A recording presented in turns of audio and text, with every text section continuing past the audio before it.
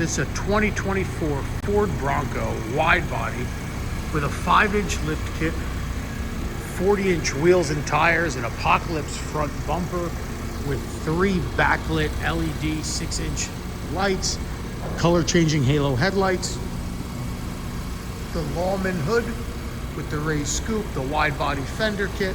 These are 22-inch Apocalypse 5-spoke wheels, 40-inch by 15-inch Yokohama Geolanders.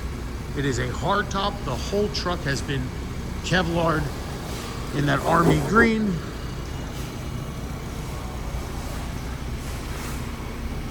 Front grille is also army green.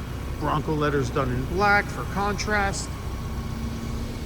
Stationary side steps. The interior is all marine grade. Cowboy saddle brown with black accents and a tan diamond stitch pattern. You get the big screen, factory switch pod. And then in the back, the 5th tire.